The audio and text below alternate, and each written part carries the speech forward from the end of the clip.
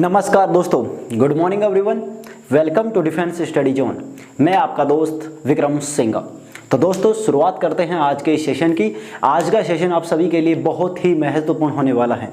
जी हाँ, कहीं मत जाइएगा बीच में, क्योंकि यदि आप एनडीए एयरफोर्स नेवी की तैयारी करते हैं तो आपके लिए ये वीडियो बहुत खास होने वाला है। क्योंकि आज की इस वीडियो में मैं जो टॉपिक लेकर आया हूँ, इस टॉपिक में बहुत से लोगों को प्रॉब्लम होती है, और चाहे वो कोई भी परीक्षा हो, एनडीए हो, एयरफोर्स हो या फिर नेवी, डिफेंस की सभी परीक्षाओं के लिए ये टॉपिक बहुत मायने रखता है, क्योंकि यहाँ से सभी परीक्षाओं में बहुत क्वेश्चन पूछे जाते हैं। तो क्या है इस टॉपिक का नाम? थंबनेल तो आपने देखा ही होगा, तो मैं भी बता देता हूँ। टॉपिक का हमारा जो नाम है वो नाम है समांतर श्रेणी, अर्थमेटिक प्रोग्रेशन। जी हाँ, ये टॉपिक काफ़ी महत्वपूर्ण है। इस टॉपिक के पहले 2 वीडियो हम कर चुके हैं, जिनमें हमने 2 पार्ट में इस पूरे टॉपिक को किया है, लेकिन अब इस एक पूरे वीडियो में हम इस पूरे पार्ट को करने वाले हैं। सो बीच में कहीं भी मत जाइएगा। आपको मुझ पर एक बार विश्वास करना होगा। यदि आप किसी भी परीक्षा की तैयारी करते हैं तो एक बार इस पूरे वीडियो को देखें, फिर अपने नोट्स बनाएं, और फिर आप जिस भी परीक्षा की तैयारी करते हैं उसकी कोई भी बुक उठाकर इसके क्वेश्चन कर सकते हैं। यदि आपसे क्वेश्चन ना हो तो आप मुझे कमेंट कर सकते हैं, मेरे वीडियो को डिसलाइक कर जाइएगा, लेकिन पहले पूरा वीडियो देखें और साथ अपने नोट्स बनाएं, ताकि आपको पता लगे कि वास्तव में क्या अहमियत है इस वीडियो की और इस चैप्टर की और इसके क्वेश्चन की वास्तव में आपसे होंगे या नहीं होंगे। तो ज़्यादा समय आपका नहीं लूँगा। बाकी आपको इतना बता दूं कि आपने जो सपना जो चुना है, आपने जो सपना देखा है, वो सपना हर किसी के बस की बात नहीं होती। आप कुछ अलग करना चाह रहे हैं, अपने देश की रक्षा करना चाह रहे हैं, सेवा करना चाह रहे हैं, तो ये सपने को, इस हुनर, अपने इस जज्बे को जगाए रखिए। अपने हुनर को जो भी है वो आपको दिखाना है। अपने वीडियो को पूरा देखें, लाइक कीजिएगा, शेयर कीजिएगा। तो चलिए मैं शुरुआत करता हूँ, ज़्यादा समय नहीं लेता हूं आपका। तो चलिए सबसे पहले हम बात करते हैं समांतर श्रेणी अर्थमेटिक प्रोग्रेशन क्या होता है। जी हाँ, पहला क्वेश्चन हमारा यही से आता है। तो समांतर श्रेणी क्या होती है? देखिए, हम शुरुआत से बेसिक से लेकर चलेंगे हाई लेवल तक, तो पूरा वीडियो जब आप देखेंगे तो आपका पूरा बेसिक भी क्लियर हो जाएगा। तो देखिए, सबसे पहले अगर हम समांतर श्रेणी की बात करें तो समांतर श्रेणी क्या होती है? वह श्रेणी, आप ध्यान से सुनिएगा, नोट बाद में कर लीजिएगा। वह श्रेणी जिसके प्रत्येक पद से, क्या बोला मैंने? वह श्रेणी जिसके प्रत्येक पद से पूर्व पद का अंतर एक निश्चित अंतर होता है। जी हाँ, वह श्रेणी जिसके प्रत्येक पद से पूर्व पद का अंतर एक निश्चित अंतर होता है, और उस निश्चित अंतर को क्या कहते हैं? उसे कहते हैं सार्व अंतर। जी हाँ, क्या कहते हैं? सार्व अंतर। इसे डी से डिनोट करते हैं, सार्व अंतर।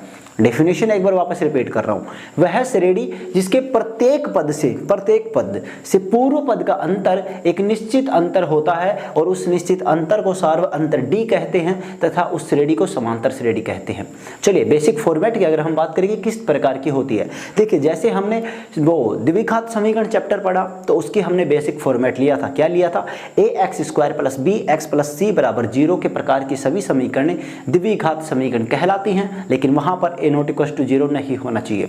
ऐसे ही जब हमने कॉम्प्लेक्स नंबर चैप्टर को पढ़ा तो वहां पर हमने माना था कि z = x + i प्रकार की सभी संख्याएं सम्मिश्र संख्याएं होती हैं। तो यहां पर भी हम एक बेसिक फॉर्मेट लेकर चल रहे हैं। तो ये बेसिक फॉर्मेट, या फिर हम इसे कहें कि समांतर श्रेणी का व्यापक रूप क्या होता है, तो आप यहां पर डाल सकते हैं समांतर श्रेणी का व्यापक रूप। जी हाँ, समांतर श्रेणी का व्यापक रूप। तो समांतर श्रेणी का व्यापक रूप क्या होगा? ध्यान से देखिएगा। समांतर श्रेणी का जो व्यापक रूप होता है वो होता है a + d, a + 2d, a + 3d tends to a + n-1 × d।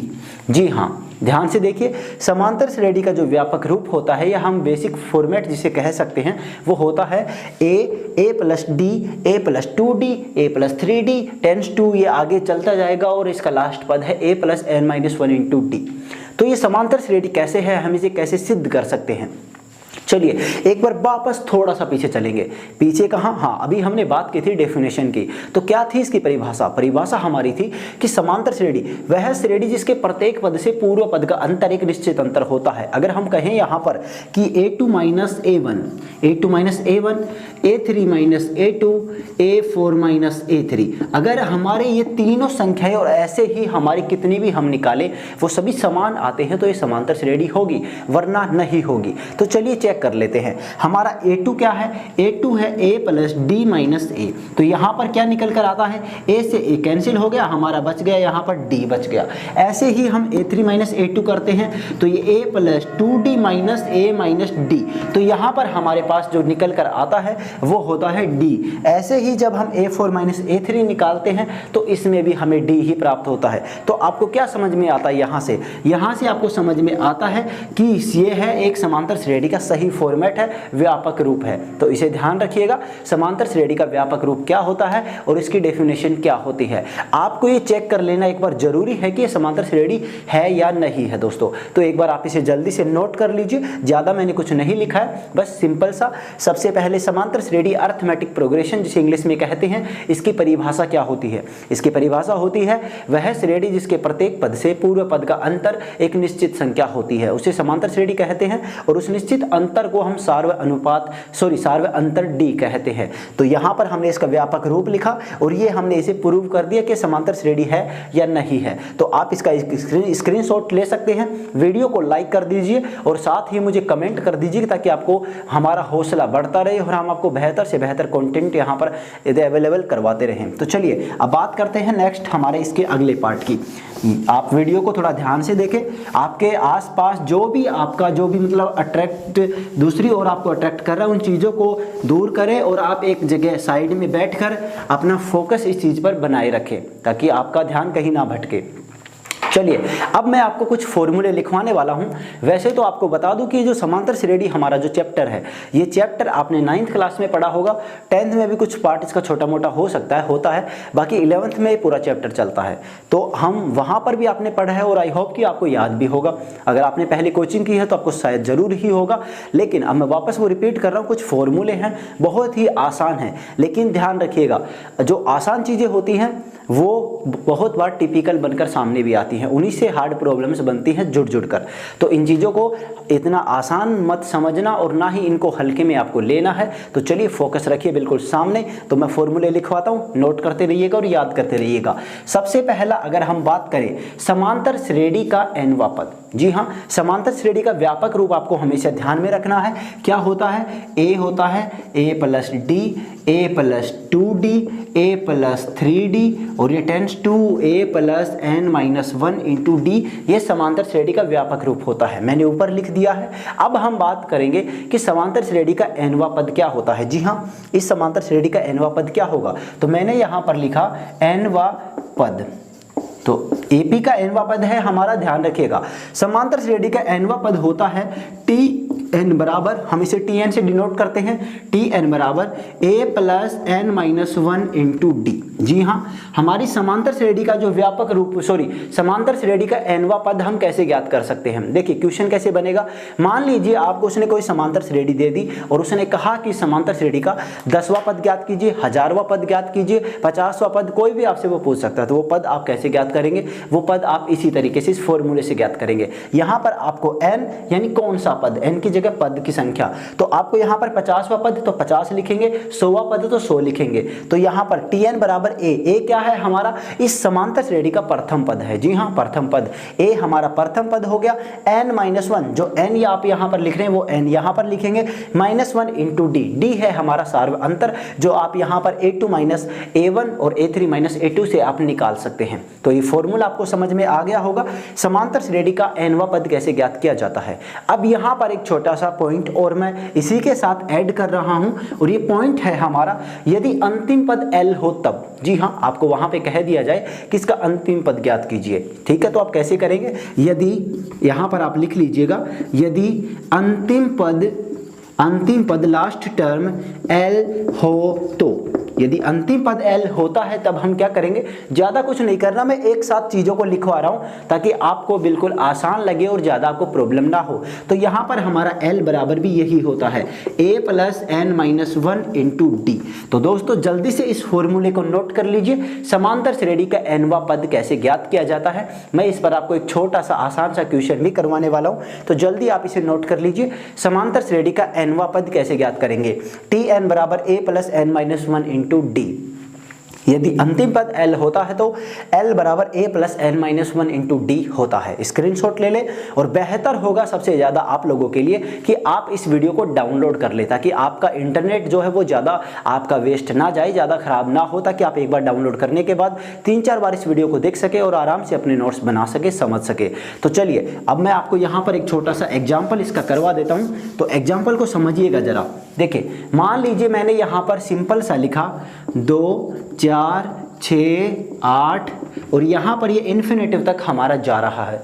मैं आपसे यहाँ पर पूछूं कि इसका 60वां पद क्या होगा। जी हाँ, मैं आपसे पूछूं यहाँ पर इसका 60वां पद क्या होगा, तो आप कैसे निकालेंगे? बहुत ही सिंपल है। कैसे? यहाँ पर tn, तो tn की जगह हम कितना लिखेंगे? t60। हमें 60वां पद ज्ञात करना है। अब बराबर फॉर्मूला क्या होता है?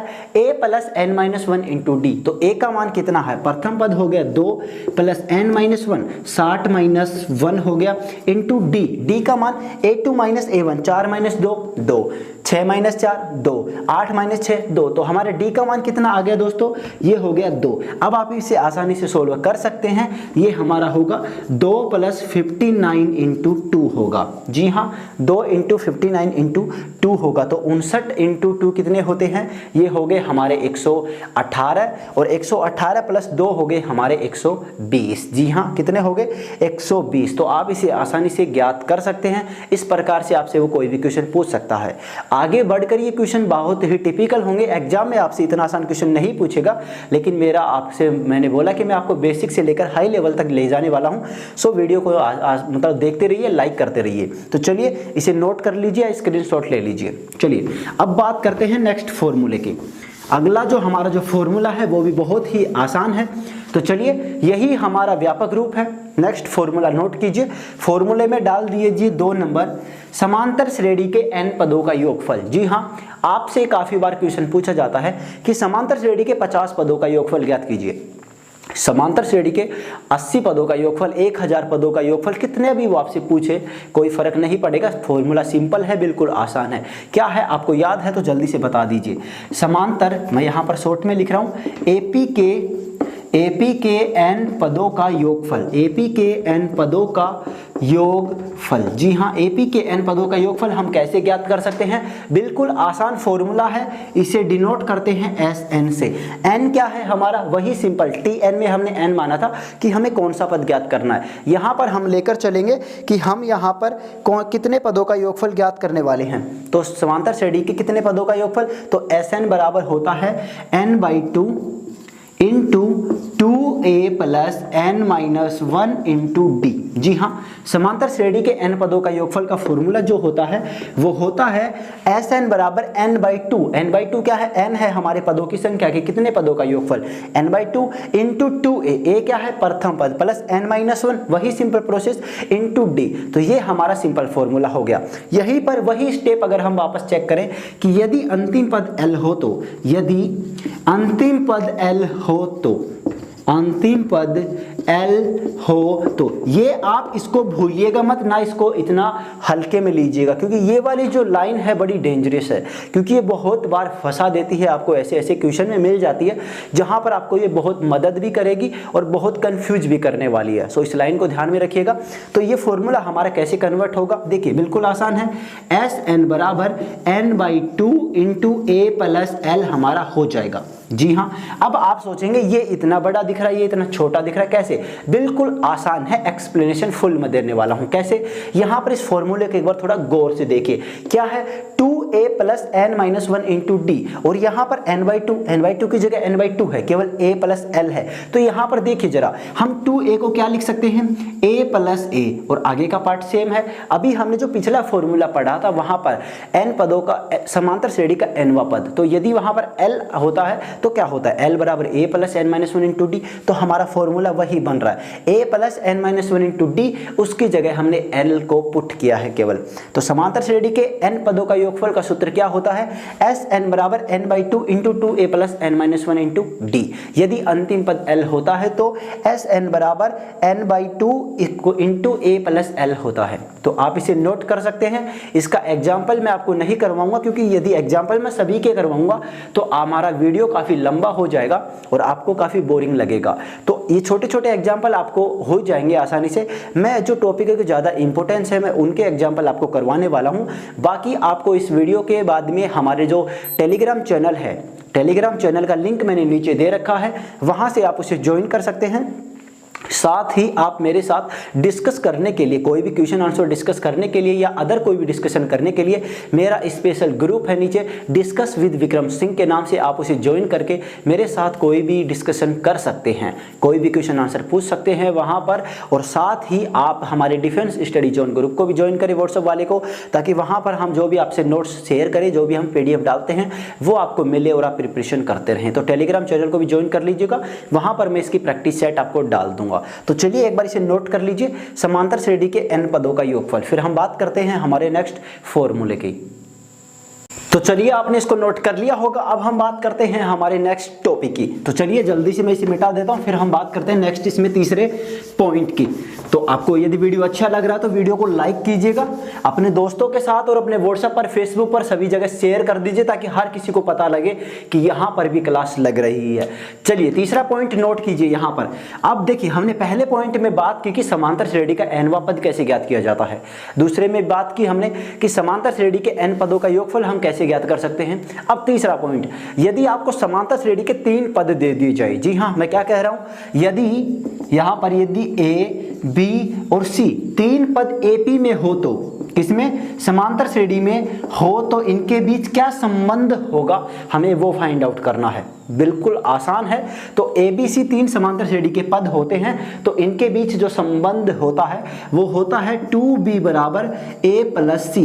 इसका मतलब क्या हुआ कि हमारा जो बीच का जो पद है वो दोनों का योगफल होता है। इसे आगे और थोड़ा सा सोल्व करें तो इससे हमारा होगा B बराबर A प्लस C बटा 2 होगा। इसका अर्थ समझ गए होंगे। तो हमारे यदि 3 पद ABC समांतर श्रेणी में होते हैं, अर्थमेटिक प्रोग्रेशन AP में होते हैं, तो उन 3 पदों के बीच जो संबंध होता है वो होता है 2B बराबर A प्लस C, B बराबर A प्लस C बटा 2 होता है। तो आप इसे नोट कर सकते हैं। तो जल्दी से आप इसे एक बार नोट कर लीजिए, फिर हम हमारे आगे थोड़े से बढ़ते। अब हमारा नेक्स्ट जो टॉपिक है वो काफ़ी इंपॉर्टेंट है एग्जाम के लिए, तो चलिए नोट कीजिए इसे। तो चलिए अब हम डालेंगे चौथा पॉइंट। तो चौथा पॉइंट आप डाल लीजिए और इस पर स्टार लगा लीजिएगा। जी हाँ, ये टॉपिक बहुत ही महत्वपूर्ण है। इस टॉपिक से बहुत बार क्वेश्चन आ चुके हैं और आगे भी आने की काफ़ी मतलब गुंजाइश रहती है, संभावना रहती है। तो चलिए लिखिए, यदि समांतर श्रेणी के n पदों का योगफल Sn हो, तो आपको क्वेश्चन में दे दिया जाए AP के n पदों का योगफल, AP के n पदों का योगफल Sn हो, तो जी हाँ आपसे कहा जाए कि समांतर श्रेणी के n पदों का योगफल Sn है। अब वो आपसे यहाँ पर पूछ सकता है, क्या क्या पूछ सकता है वो आपसे यहाँ पर पूछ सकता है सार्व अंतर D का मान क्या होगा। जी हाँ, आपसे वो पूछे सार्व अंतर D क्या होगा। आपसे वो दूसरा पूछ सकता है nवां पद क्या होगा। जी हाँ, यहाँ पर nवां पद हमारा क्या होगा, तो nवां पद क्या होगा, Tn। तो चलिए एक बार सोचिए इसके बारे में कि आप इसे कैसे कर सकते हैं। देखिए, यदि समांतर श्रेणी के n पदों का योगफल Sn आपको दिया जाता है क्वेश्चन में और वो आपसे पूछे कि आपको इसका सार्व अंतर ज्ञात करना है, तो आप कैसे करेंगे। देखिए, हमारा जो सार्व अंतर है D बिल्कुल आसान है, बस आपको थोड़ा याद रखना है। कैसे याद रखेंगे, इसमें आपको करना है S2 माइनस 2S1। जी हाँ, कैसे याद करेंगे, S2 जो योगफल है, n पदों का योगफल आपको दिया गया है, उसमें आप केवल 2 पदों का योगफल निकालेंगे और एक पहला पद का योगफल केवल पहला पद होता है, तो पहला पद और दो पदों का योगफल, इनको आपको S2 - 2S1 करना है, आपका सार्व अंतर का मान आ जाएगा। चलिए नेक्स्ट अब है हमारा nवां पद Tn। तो nवां पद हमारा क्या होता है, देखिए nवां पद के लिए हम यहाँ पर करने वाले हैं Sn - Sn-1। जी हाँ, हमारा जो n पदों का योगफल है उसमें से हम n-1 पदों के योगफल को माइनस कर देंगे, घटा देंगे, तो हमें nवां पद प्राप्त हो जाएगा। तो इन दोनों को आप अच्छे से याद कर लीजिए, इनके नोट कर लीजिए, समझ में आता है तो समझ लीजिए और नहीं आता तो भाई रट लीजिए, क्योंकि जहां से क्वेश्चन आता है हम उस टॉपिक को बिल्कुल भी ढील नहीं देंगे। समझ में आता तो समझिए और रट लगते तो रट लीजिए, जो भी आपको सही लगे वो कर लीजिए, आपके लिए बस बेहतर होना चाहिए। ये आपका इस टाइप का क्वेश्चन कभी भी आता है तो गलत नहीं होना चाहिए।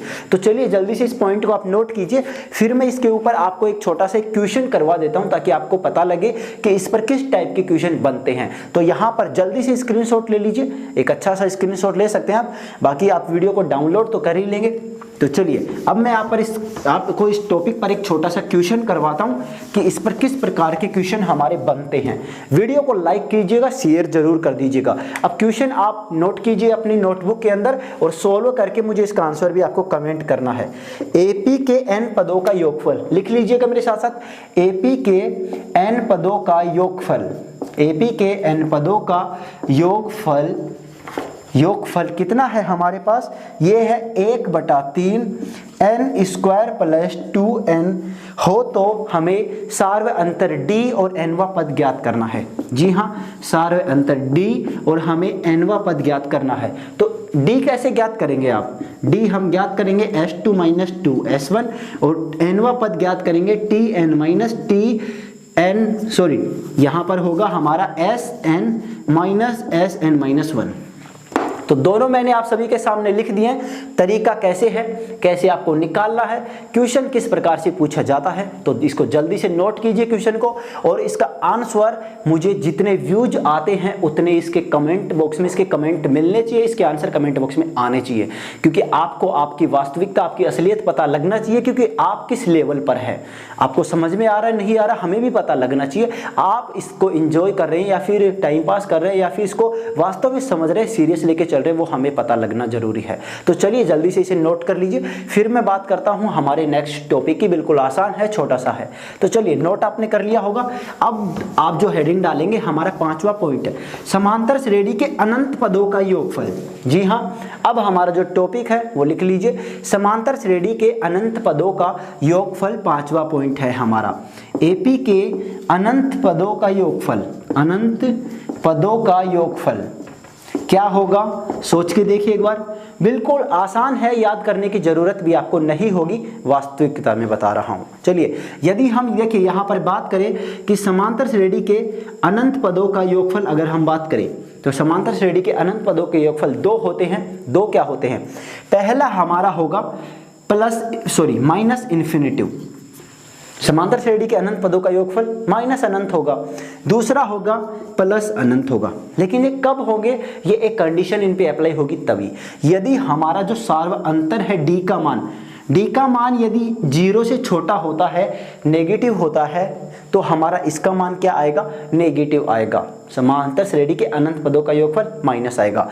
यदि d का मान 0 से बड़ा होता है तो हमारी AP के n पदों का योगफल कितना, अनंत पदों का योगफल कितना होगा, प्लस इन्फिनेटिव होगा।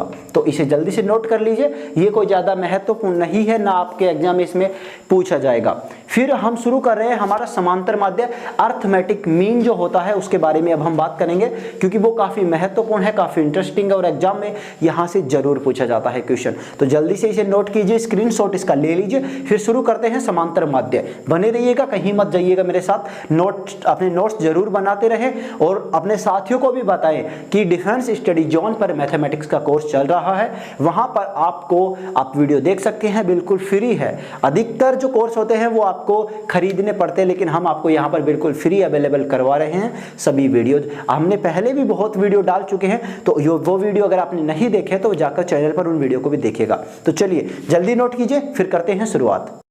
तो चलिए करते हैं अब शुरुआत समांतर माध्य की। मैं इसे मिटा देता हूं, आपने नोट कर लिया होगा।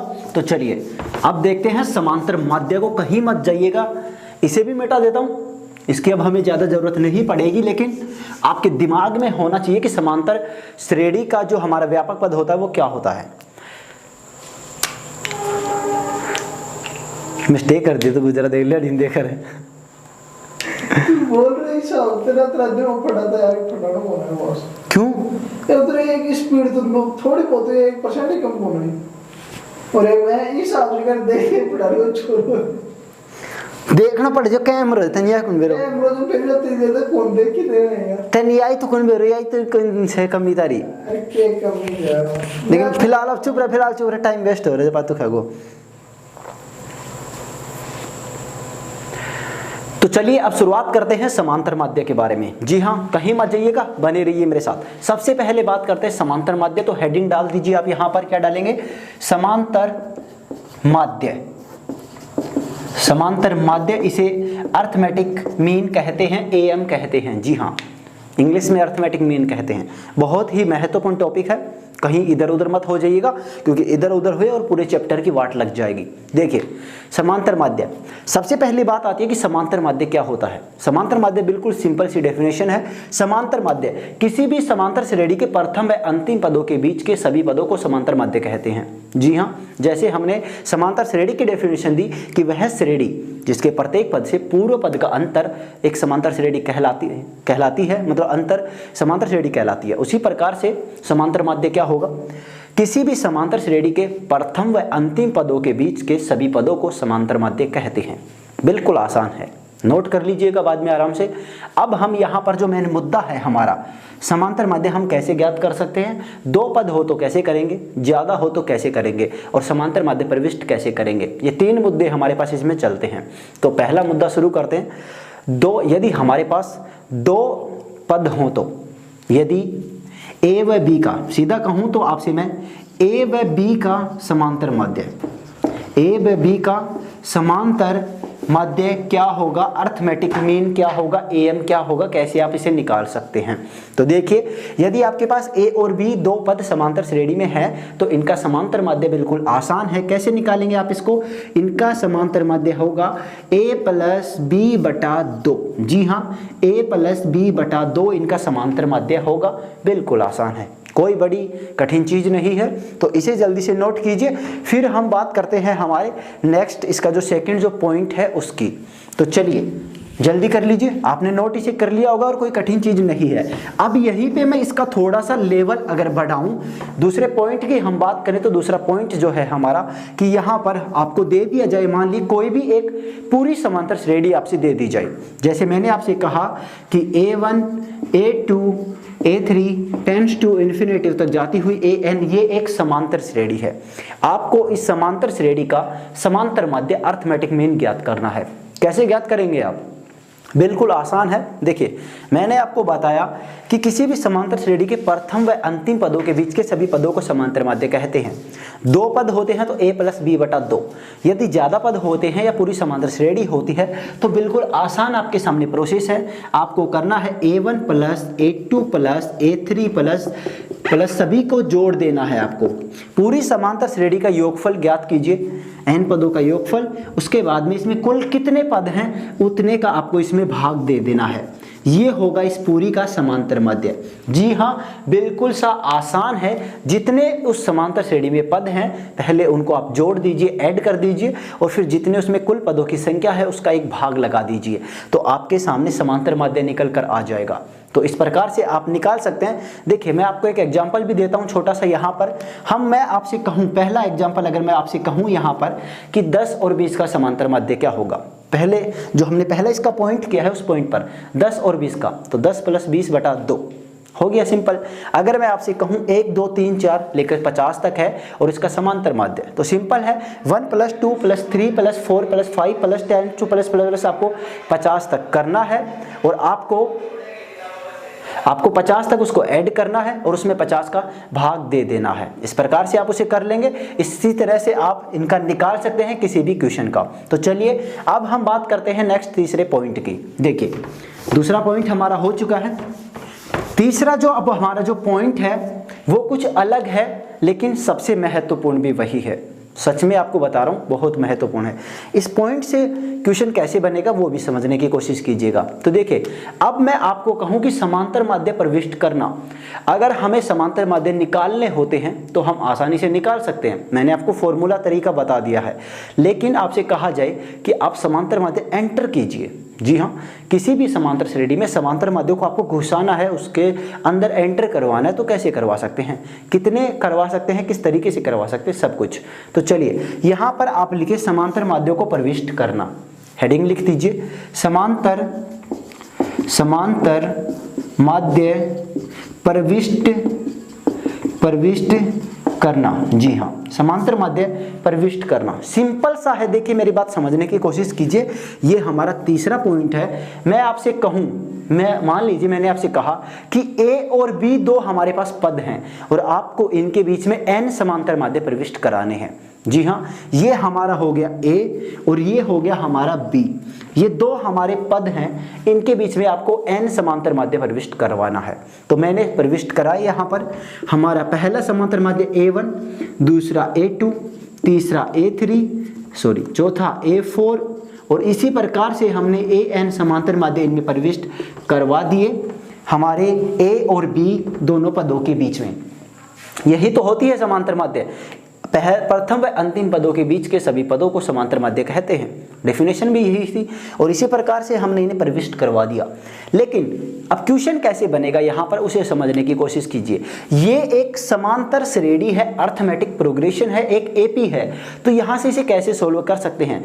आपसे कोई पूछे इसका प्रथम पद क्या होगा, तो प्रथम पद बिल्कुल सिंपल है, इसका प्रथम जो पद होगा वो होगा हमारे पास ए होगा। ठीक है दोस्तों, आपसे कोई पूछे इसका दूसरा पद क्या होगा, जी हाँ, इसका दूसरा जो पद होगा हमारे पास वो होगा A2। और दूसरा पद क्या होता है मुझे वो बताइए। दूसरा पद हमारा होता है A+D होता है। व्यापक रूप की बात करूं तो A+D होता है और इसमें A1 है, हमारा A1 है इसके अंदर। इसी प्रकार से मैं आपसे पूछूं यहाँ पर तीसरा पद क्या होगा, तीसरा पद लेके चले तो ये होगा हमारा A2, मतलब इसका मतलब होगा A+2D होगा। समझने की कोशिश कीजिएगा थोड़ी सी। देखिए यहाँ पर क्या है, आपसे अगर आपसे वो कभी भी पूछे कि ये कोई समांतर श्रेणी A और B है, इसके बीच में इतने समांतर माध्य प्रविष्ट कीजिए, पहली बात, ठीक है, और वो आपको उसका सार्व अंतर दे रहा है, तो आप कैसे करेंगे। A और B मतलब जो हमारा A है वो हमारा प्रथम पद है, ये तो फिक्स हो चुका है। अब प्रथम पद हमारे पास है, प्रथम पद A का मान हमारे पास है, वो सार्व अंतर हमें दे रहा है कि उसका सार्व अंतर ये है। वो आपसे ऐसे नहीं कहेगा कि प्रथम पद ये है, आपको वो कहेगा कि 10 और 20 के बीच में 80 समांतर माध्य प्रविष्ट कीजिए। जी हाँ, तो 10 हमारा प्रथम पद हो गया और 20 हमारा अंतिम पद हो गया। तो 10 हमारा प्रथम पद हमने फाइंड आउट कर लिया, पहले क्वेश्चन से निकाल लिया। वो आपको कहेगा कि इसका सार्व अंतर इतना है, डी का मान इतना है, तो इतने कीजिए और इतना वह ज्ञात कीजिए। ठीक है, तो हमें डी का मान उस क्वेश्चन में मिलेगा। अब सोचने के आपको क्या करना है वो समझिए। यदि वो आपसे कहे कि आपको 20वां समांतर माध्य ज्ञात करना है, देखिए दूसरा पद पहला समांतर माध्य, तीसरा पद दूसरा समांतर माध्य, मतलब हम क्या कहेंगे, जो हमें जो पद जितना समांतर माध्य निकालना है ना, उससे एक अधिक हमें पद निकालना है। समझ रहे। यदि मैं आपसे कहूं कि आपको यहां पर 50वां समांतर माध्य निकालिए, जी हाँ 50वां समांतर माध्य निकालिए, A50 आपको निकालना है, तो आप इसे क्या लिखेंगे। ये A50 हमारा जो 50वां समांतर माध्य है वो हमारा 51वां पद है। वास्तव में समांतर श्रेणी का 51वां पद है, क्योंकि प्रथम पद तो 10 हो गया हमारा, दूसरा पद 20 हो गया, तो ये हमारा 51वां पद है। और 51वां पद को हम कैसे लिखते हैं, A+50D हम इसे लिखेंगे, A+50D। तो इस चीज को समझिए कि आपको जो समांतर माध्य पूछता है, आपको उससे अगला 1+1 पद आपको फाइंड आउट करना है। और पद को हम आसानी से लिख सकते हैं, 50वें को A+50, 51वें को A+50D, 50वां है तो A+49D हमारा यहाँ पर ये होगा। ठीक है, इसी प्रकार से आप किसी को, जैसे हमने पहले को लिखा, दूसरे पद को लिखा A+D, तीसरे को लिखा A+2D, जबकि ये समांतर जो माध्य है वो पहला है और ये दूसरा है। तो समझ में आपको आ गया होगा।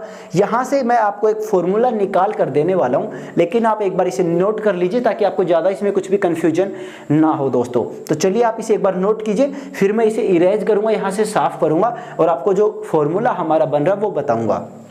स्क्रीनशॉट आप ले सकते हैं इसका। तो चलिए अब आपको यहाँ पर क्या बन रहा है वो मैं समझाने की कोशिश करता हूँ। यदि हम यहाँ से निकालें, देखिए मैं यहाँ पर दो पार्ट बनाने जा रहा हूँ। पहला हमने यहाँ पर लिखा कि a1 क्या होगा, तो ये होगा a प्लस डी, a2 क्या होगा हमारा a प्लस 2d होगा, a3 क्या होगा a प्लस 4d होगा। इसी प्रकार से आप नीचे और भी लिख सकते हैं। अब मैं आपसे यहाँ पर पूछूं, अब हमें ये निकालना है nवां पद, तो nवां पद हमारा क्या होता है, ये होता है a plus n minus 1 into D हमारा होता है। जी हाँ, nवां पद हमारा होता है a plus n minus 1 into D. बिल्कुल आसान है दोस्तों, लेकिन अब यहाँ पर कुछ समझने की कोशिश कीजिए। ये हमने क्या किया कि A और B के बीच में n समांतर माध्य प्रविष्ट किए हैं। कितने? n समांतर माध्य। तो समांतर माध्यों की संख्या ही n है, लेकिन किसके बीच में? A और B के बीच में। तो इस कुल पूरी समांतर श्रेणी में कितने पद हुए बताइए जरा? n plus 2। कैसे? n तो हमारे समांतर माध्य, a और b दो पद और हैं, तो कुल पदों की संख्या n प्लस 2 होगी। तो हम n की जगह क्या रखेंगे? n plus 2। दूसरी बात, Tn हमें ज्ञात करना है। मैंने आपको एक पॉइंट लिखवाया था, यदि अंतिम पद L हो तो अंतिम पद आपको L दिया गया है, इसमें भी हमारा अंतिम पद क्या है? B है। तो हम क्या लिख सकते हैं? Tn की जगह B बराबर A प्लस n की जगह क्या लिखेंगे? n प्लस 2, क्योंकि n तो समांतर माध्य है और दो हमारे पास A और B पद है, तो कुल पद हो जाएंगे n plus 2 minus 1 into D. तो यहाँ से हमारा निकल कर आएगा B बराबर A plus n plus 1 into D. तो आपको केवल d की वैल्यू फाइंड आउट करनी है। तो यदि आप d की वैल्यू निकालेंगे तो d की वैल्यू आपके पास क्या होगी वो मैं यहाँ पर लिख देता हूँ। आपके पास d की वैल्यू निकल कर आएगी, यहाँ पर d की वैल्यू लिखे तो हम b माइनस a बटा n प्लस 1। जी हाँ, ये होगा हमारा। इससे इस पूरे जो पार्ट से जो फाइंड आउट जो हम कर रहे हैं, जो फॉर्मूला निकल कर आया है वो फॉर्मूला है d का मान। d का मान d बराबर b माइनस ए अपॉन n प्लस 1 है। अगर आपको d का मान नहीं दिया जाता है तो आप इस प्रकार से बिल्कुल आसानी से निकाल सकते हैं। ध्यान रखिएगा, ये काफ़ी इंटरेस्टिंग टॉपिक है। अगर समझ में आ गया तो बहुत आसान है, अगर नहीं आया तो बहुत चक्कर ही घन चक्कर है भाई, घुमा के रख देगा पूरा आपको। लेकिन आप कोशिश कीजिए कि आपको समझ में आए।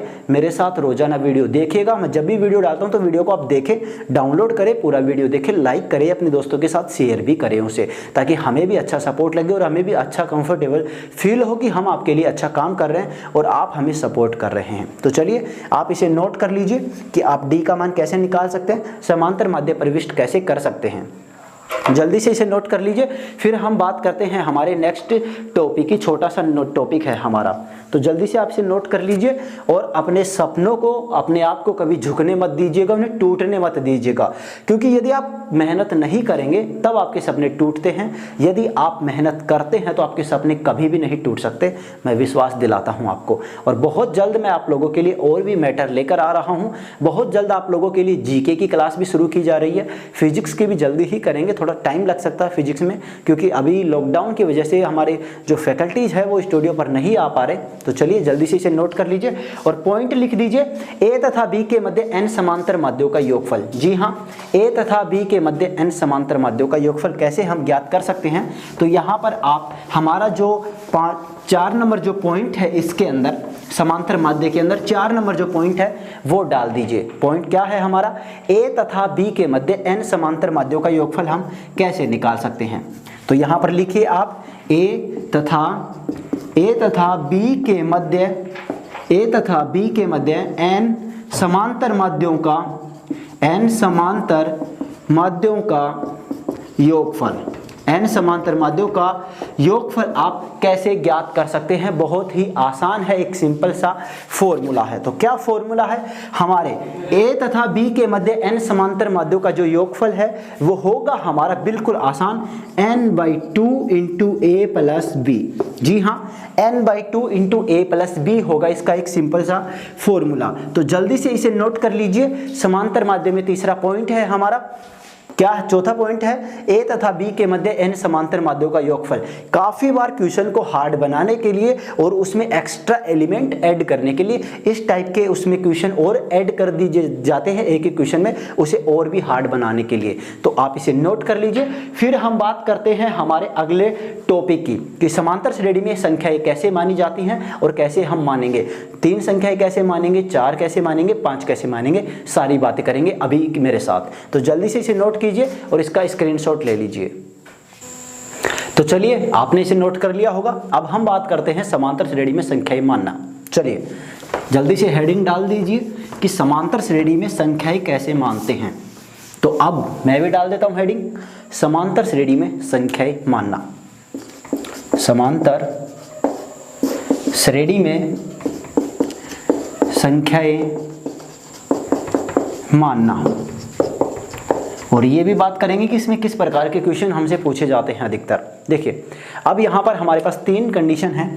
पहली कंडीशन में लिखता हूँ 3 संख्याएं मानना। जी हाँ, समांतर श्रेणी में 3 संख्याएं मानना। यदि आपको 3 संख्याएं कभी ज़रूरत पड़े कि समांतर श्रेणी में हमें 3 संख्याएं माननी है, तब हम कैसे मानेंगे 3 संख्याएं।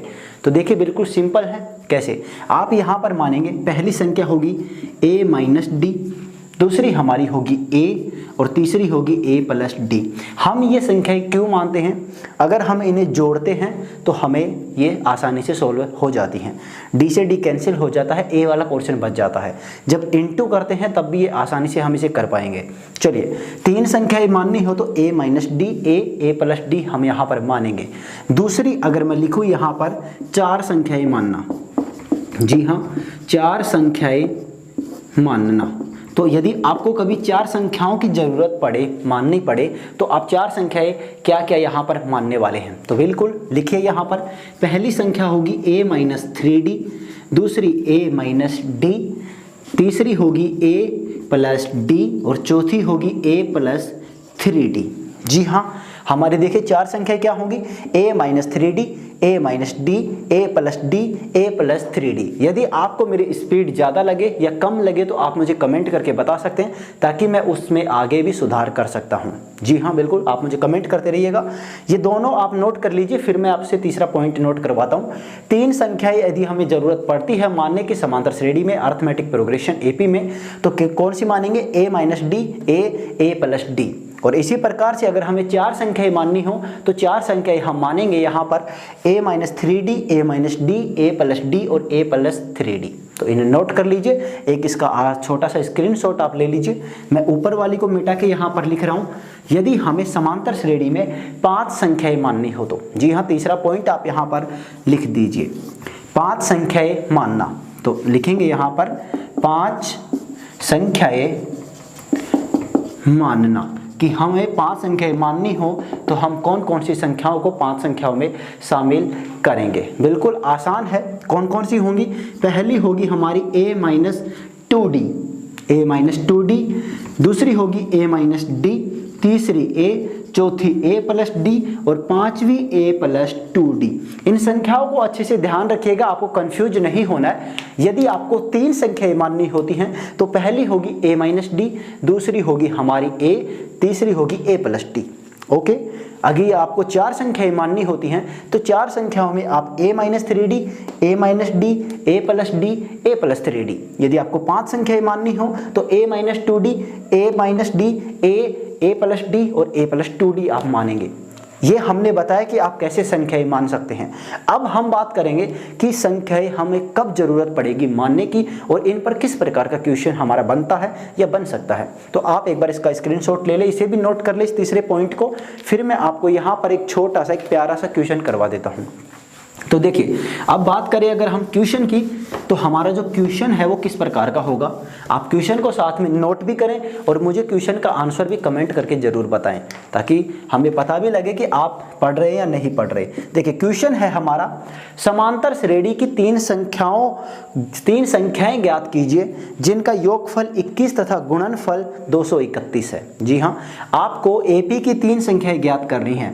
AP की 3 संख्याएं ज्ञात कीजिए, 3 संख्याएं ज्ञात कीजिए, AP की 3 संख्याएं ज्ञात कीजिए ज्ञात कीजिए जिनका योगफल कितना है 21 तथा गुणनफल है हमारा यहाँ पर 231। समझ रहे हैं आप? तो आप इसे कैसे सोल्व कर सकते हैं वो आपको देखिए। आपको सबसे पहले यहाँ पर करना है 3 आपको संख्याएं माननी है। कौन कौन सी संख्याएं मानेंगे? a माइनस डी, a तथा a प्लस डी, 3 संख्याएं मानेंगे। तीनों का योगफल करेंगे, वो 21 आना चाहिए, गुणनफल 231। तो आप यहाँ से a और d की वैल्यू निकाल लेंगे और आराम से आपके पास यहाँ से आ जाएंगी तीनों संख्याएं। तो इसे नोट कर लीजिए। फिर हम हमारा आज का जो लास्ट टॉपिक है समांतर श्रेणी के गुणधर्म। जी हाँ, अर्थमेटिक प्रोग्रेशन की प्रॉपर्टीज जो होती हैं, एपी के जो गुणधर्म होते हैं उनकी बात करने वाले हैं। तो जल्दी से आप इसे नोट कर लीजिए। लास्ट टॉपिक है, जल्दी से पूरा करेंगे। वीडियो को लाइक जरूर कीजिएगा, कमेंट करके मुझे बताते रहें जो भी आपको कमी लगे, जो अच्छी लगे, सब कुछ मुझे बताते रहें इस वीडियो का पार्ट, हर एक पार्ट के बारे में। और नेक्स्ट पार्ट भी आपको जल्दी ही मैं अवेलेबल करवा दूंगा दोस्तों। तो चलिए अब हम बात करेंगे समांतर श्रेणी के प्रॉपर्टी या गुणधर्म। तो हेडिंग डाल दीजिए यहाँ पर ऊपर आप, समांतर श्रेणी के गुणधर्म, समांतर श्रेणी के गुणधर्म। तो समांतर श्रेणी के गुणधर्म में अगर हम बात करें तो क्या होंगे? पहला गुणधर्म लिखिए यहाँ पर, बिल्कुल आसान है, मैं नहीं लिखूंगा, आपको केवल बताने वाला हूं।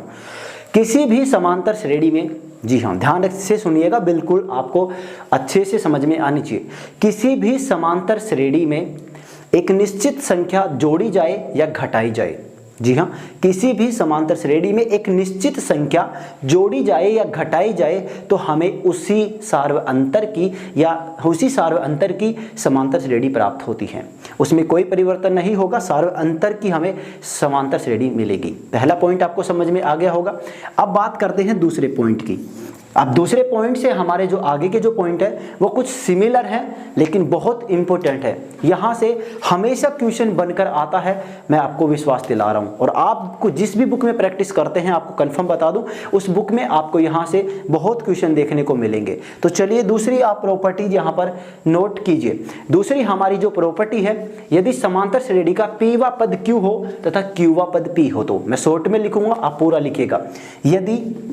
यदि समांतर श्रेणी का पीवा पद, ये क्या है हमारा टीपी, मतलब पीवा पद क्यू हो तथा क्यूवा पद पी हो, तो ध्यान से सुनिए, यदि समांतर श्रेणी में आपको कहा जाए कि समांतर श्रेणी का पीवा पद क्यू है और क्यूवा पद पी है, इसकी जगह आपको वो दूसरा कोई नंबर यूज कर सकता है, दूसरा कोई कांस्टेंट आपका कोई भी दूसरा मार्क यूज कर सकता है। पी की जगह वो एम एन कुछ भी यूज कर सकता है। तो इस पर आप ध्यान रखिएगा कि वहां पर वो आपसे क्या यूज करवा रहा है, ठीक है। तो किसी भी समांतर श्रेणी का यदि पीवा पद क्यू हो तथा क्यूवा पद पी होता है, तब हमें पी प्लस क्यूवा पद क्या होगा हमारा? जी हाँ, आपसे पूछे यहां पर कि P प्लस क्यूवा पद क्या होगा, तो P प्लस क्यूवा पद क्या होगा? 0। नोट कर लीजिए, यदि पीवा पद Q और क्यूवा पद P हो तो P प्लस क्यूवा पद क्या होगा? 0 होगा। और नेक्स्ट है कि एनवा पद क्या होगा? इसी के अंदर आपसे पूछे कि पीवा पद Q और क्यूवा पद P है तो एनवा पद क्या होगा? तो हमारा एनवा पद होगा P plus Q minus N, P plus Q minus N हमारा इसका एनवा पद होगा। मैं आपको एक ही पॉइंट के अंदर दो पॉइंट कंबाइंड करके बता रहा हूं ताकि आपको ज्यादा पॉइंट ना बने, पढ़ने में आपको टिपिकल ना लगे, हार्ड ना लगे, और एक पॉइंट से आप दो फॉर्मूले याद कर सके आसानी से। वापस रिपीट कर रहा हूं इस फॉर्मूले को, इस पॉइंट को, क्योंकि बहुत ही इंपॉर्टेंट है। कैसे? देखिए, यदि समांतर श्रेणी में पीवा पद Q हो तथा क्यूवा पद P होता है, तब P प्लस क्यूवा पद क्या होगा? 0 होगा, हमेशा ध्यान रखिएगा। और एनवा पद P plus Q minus N होगा। तो आप इसे नोट कर लीजिए। फिर हम आज के हमारे तीसरे पॉइंट की बात करते हैं। 1-2 पॉइंट और बचे हैं हमारे, तो जल्दी आप इसे नोट कर लीजिए।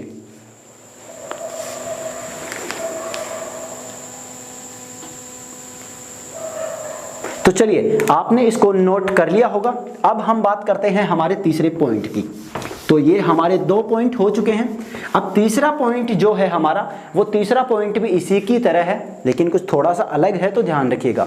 चलिए यहाँ पर तीसरा पॉइंट डाल दीजिए। और तीसरा पॉइंट जो है हमारा वो है, यदि किसी समांतर श्रेणी का पीवा पद 1/Q तथा क्यूवा पद 1/P होता है, तो यहाँ पर हम लिखेंगे, यदि किसी समांतर श्रेणी का यदि AP का पीवा पद यानी TP हमारा 1/Q तथा TQ क्यूवा पद 1/P हो तो, जी हाँ, पीवा पद 1/Q तथा क्यूवा पद 1/P होता है तो अगर वो आपसे कभी भी पूछे कि P क्यूवा पद क्या होगा, देखिए हमने पहले बताया आपको कि पीवा पद Q और क्यूवा पद P होता है तो P प्लस क्यूवा पद होता है 0 और हमारा nवा पद P plus Q minus n होता है। अब थोड़ा सा चेंज हमने किया, वो है कि पीवा पद 1/Q और क्यूवा पद 1/P होता है तो हमारा T ऑफ PQ मतलब P क्यूवा पद क्या होगा, तो ये हमारा पद होगा 1। क्या होगा, 1 होगा, हमेशा यही होगा, आपको ध्यान रखना है। तो आप इसे नोट कीजिए। एक छोटा सा फॉर्मूला और है कि P क्यू पदों का योगफल क्या होगा, जी हाँ, पी क्यू पदों का योगफल क्या होगा, तो पी क्यू पदों का हमारा जो योगफल होगा वो होगा 1/2 पी क्यू प्लस 1। तो ये फॉर्मूला भी आपको साथ में नोट करना है। मैंने कहा कि मैं आपको एक पॉइंट में दो फॉर्मूले ऐड करवा रहा हूँ, आपको याद करने में दिक्कत ना हो, हार्ड ना लगे आपको। वापस मैं रिपीट कर रहा हूँ ताकि आपका जो फोकस है वो इस पे बना रहे। देखिए, यदि समांतर श्रेणी का P वा पद 1/Q हो तथा Q वा पद 1/P होता है तो P Q वा पद क्या होगा, 1 होगा और PQ पदों का योगफल क्या होगा, 1/2 इंटू PQ प्लस 1। तो आप इसे नोट कर लीजिए और यहाँ पर आप इसका स्क्रीनशॉट भी ले सकते हैं। अब हम बात करेंगे हमारे नेक्स्ट पॉइंट की, तो जल्दी से आप इसे नोट कर लीजिए। फिर अब हमारे 1-2 पॉइंट और बचे हैं, उनकी और बात करते हैं, फिर हमारा आज का ये वीडियो पूरा हो जाएगा, ये टॉपिक कंप्लीट हो जाएगा। फिर हम गुणोत्तर श्रेणी की नेक्स्ट वीडियो में बात करेंगे।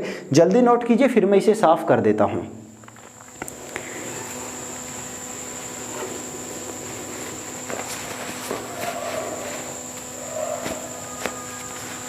तो चलिए, आपने इसको नोट कर लिया होगा।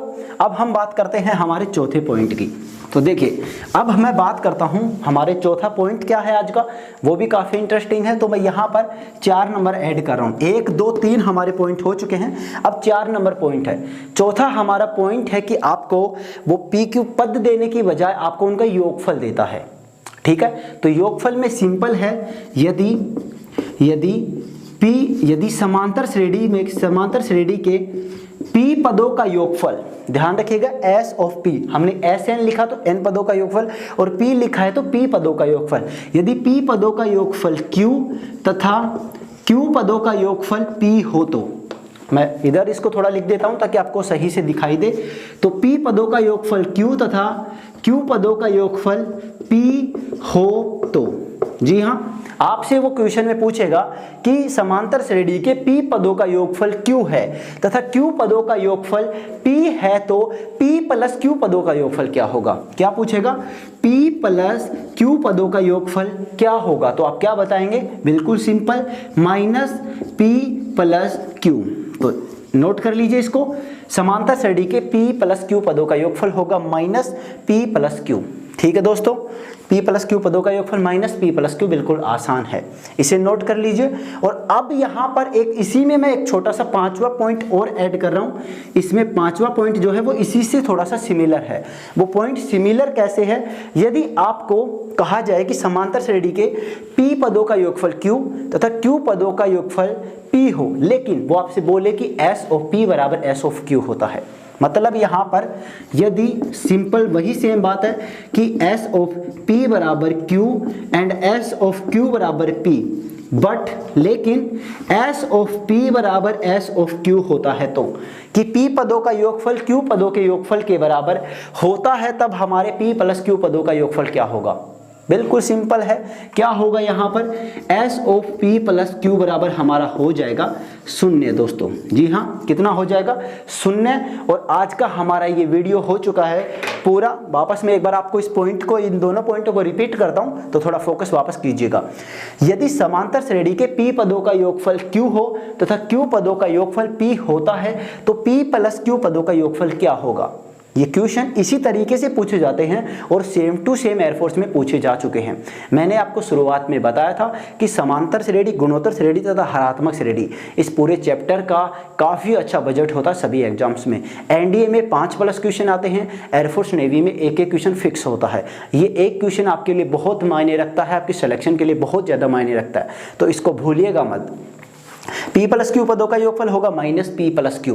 पांचवा हमारा पॉइंट है, यदि p पदों का योगफल q तथा q पदों का योगफल p हो लेकिन दोनों का योगफल बराबर होता है, SOP बराबर SOQ, तो हमारे p प्लस q पदों का योगफल क्या होगा, शून्य होगा। तो दोस्तों मुझे कमेंट करके जरूर बताइएगा कि आपको ये वीडियो कैसा लगा। नेक्स्ट वीडियो में जल्दी ही आप लोगों के लिए लेकर आऊँगा। थोड़ा बिजी होने की वजह से मैं काम नहीं कर पा रहा था, लेकिन जल्दी कोशिश करूँगा कि आपको अगला वीडियो में जल्दी ही अगले दिन ही अवेलेबल करवा सकूँ। तो मेरे साथ बने रहिए। चैनल को सब्सक्राइब नहीं किया है तो प्लीज़ आई रिक्वेस्ट यू कि आप सब्सक्राइब करें, घंटी वाले बटन को दबाएं ताकि आपको हमारा नोटिफिकेशन मिल सके, और अपने हमें सपोर्ट करें, अपने दोस्तों के साथ इसे शेयर करें, लाइक करें, कमेंट करें, हर जगह से फैला दें इस वीडियो को। अगर आपको वास्तव में मज़ा आया है तो कमेंट तो जरूर करिएगा और सब्सक्राइब तो बिल्कुल भी भूलिएगा मत। जल्द मिलते हैं हमारे नेक्स्ट क्लास के अंदर। इसे नोट कर लीजिएगा, स्क्रीनशॉट इसका ले लीजिएगा। जब भी मैं साइड में होता हूँ तो आप स्क्रीनशॉट ले लीजिएगा। तो दोस्तों जल्द मिलते हैं। अपने सपने को और अपने हौसले को हाई रखिएगा, कभी झुकाइएगा मत, कभी कॉम्प्रोमाइज मत कीजिए अपने सपने के साथ। जल्द मिलते हैं एक और किसी मैथ के जादू सेशन में। तो आज के लिए बस इतना ही। जय हिंद, जय भारत मेरे दोस्तों।